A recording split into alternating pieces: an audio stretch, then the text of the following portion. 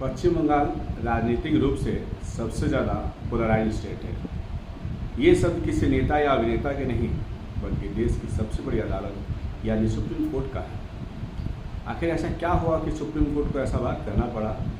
आज के वीडियो में हम इस गंभीर मुद्दे पर विस्तार से चर्चा करेंगे।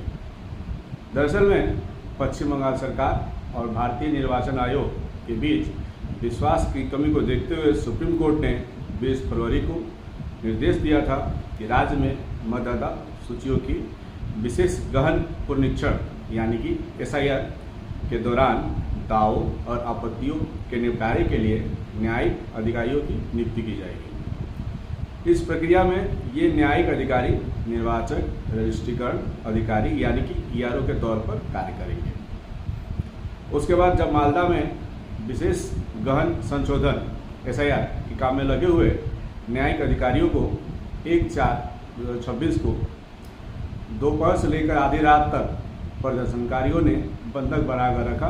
उसी को लेकर CJI ने कहा कि देर रात उन्हें WhatsApp पर मैसेज मिले थे कि मालदा जिले के कालियाचक इलाके में वीडियो दफ्तर में 7 जुडिशियल ऑफिसर्स को, जिनमें 3 महिलाएं भी शामिल थीं, को दोपहर 3:30 बजे से गिराव शुरू किया गया था।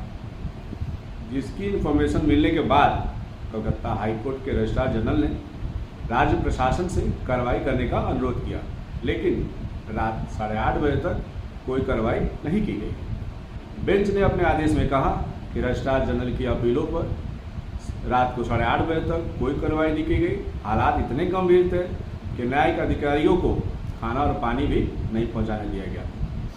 हाईकोर्ट के मुख्य न्यायाधीश ने कहा कि वीडियो दफ्तर जहां अधिकारियों का घेराव किया गया था वह न तो जिला मजिस्ट्रेट और न ही पुलिस अधीक्षक पहुंचे थे। इसके बाद हाईकोर्ट के मुख्य न्यायाधीश को हालात पर नजर रखने के लिए गृह सचिव और DGP को फोन करना पड़ा। आखिरकार हाईकोर्ट के मुख्य न्यायाधीश के दखल के बाद रात 12 बजे के बाद न्यायिक अधिकारियों को रिहा किया गया। हैरानी की बात यह हुई कि जब वे वापस जा रहे थे तब उनके वाहनों पर पत्थरबाजी भी की गई और बांस की लाठियों से उनके ऊपर हमला भी किया गया। कलकत्ता हाई कोर्ट के मुख्य न्यायाधीश ने पत्र लिखकर सारा डिटेल इस घटना का सुप्रीम कोर्ट के साथ शेयर किया। सुप्रीम कोर्ट के मुख्य न्यायाधीश सूर्यकांत, जस्टिस जॉय माल्या बागची और जस्टिस विपुल पंचोली की बेंच ने 1 अप्रैल की घटना के संबंध में कलकत्ता हाई कोर्ट के मुख्य न्यायाधीश से मिले पत्र के आधार पर इस मामले में सुओ मोटो लेते हुए केस दर्ज किया। कोर्ट ने राज्य के मुख्य सचिव, गृह सचिव, DSP, SSP और जिला कलेक्टर के रवैये पर गहरी निराशा जताते हुए भारत के चुनाव आयोग को निर्देश दिया कि वह न्यायिक अधिकारियों की सुरक्षा सुनिश्चित करने के लिए केंद्रीय बलों की तैनाती की मांग करे। आदेश सुनाए जाने के बाद पश्चिम बंगाल के एडवोकेट जनरल किशोर दत्ता ने हाईकोर्ट से कहा कि ECI को यानी कि भारतीय चुनाव आयोग को एक विरोधी की तरह काम नहीं करना चाहिए। इसके जवाब में CJI सूर्यकांत ने कहा, मिस्टर एडवोकेट जनरल, अब आप हमें मजबूर कर रहे हैं। बदकिस्मती से आपके राज्य में आप में से हर कोई राजनीतिक भाषा बोलता है। यह सबसे बदकिस्मती की बात है। हमने कभी इतना बटा हुआ राज्य नहीं देखा कि कोर्टों के आदेश का पालन करने में भी राजनीतिक चलती है।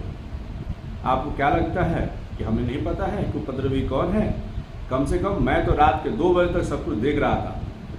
बहुत ही बदकिस्मती की बात है। सुनवाई के दौरान याचिकाकर्ताओं की ओर से सीनियर एडवोकेट मेनका गोस्वामी ने कहा कि जुडिशियल अफसरों का घेराव एक गैर राजनीतिक विरोध प्रदर्शन के दौरान हुआ था। तब चीफ जस्टिस ने कहा कि अगर विरोध प्रदर्शन गैर राजनीतिक था तो राजनीतिक नेता वहाँ क्या कर रहे थे? क्या यह उनका फर्ज नहीं था कि वह मौके पर जाकर देखे कि क्या हो रहा है, कि कोई कानून व्यवस्था को अपने हाथ लेने की कोशिश कैसे कर रहा है?